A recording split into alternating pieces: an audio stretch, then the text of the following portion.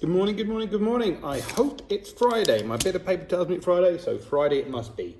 We're going to be doing the last bit of this section. And next week we'll flip back to the beginning and then pick up some of the bits we jumped away from. So we were doing, this section is different types of text. So we've done, we've done stories, we've done information text, and now we are on poems. We're now on poems. Now the topic says here, poems are different to stories. Now I'm hoping everyone at home knows that poems are different to stories. Poems can take on many different forms. Poems could be like words to a song, just without the music. That's probably the easiest way to describe them. They can be stories, but they don't have to be. They can rhyme, but they don't have to. So poems, quite a lot of variety out there. So let's read this this poem here, which coincidentally links to our space topic quite nicely. It says, "The Astronaut.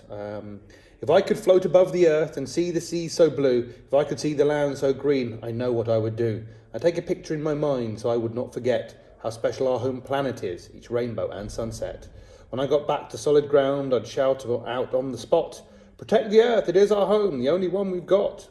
So the question is, what does the person in the poem imagine they are doing? What do they imagine they're doing?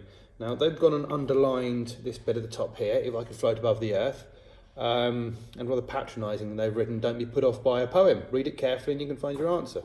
I think everybody at home would read it carefully, just because it's a poem, you're not too scared, I'd hope.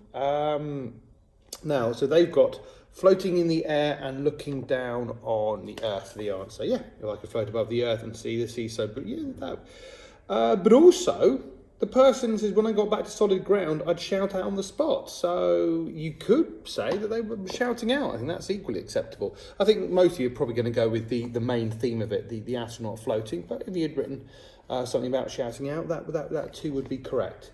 Now, over to the questions on page 73. On page 73, the first question, when you do that one, that's going to be about that one, and then you can read this poem here in the middle, which I'll read for you in a moment, and answer question 2 and question 3. So, read this poem and answer the questions. The forest fairy. The forest fairies hide whenever someone's near.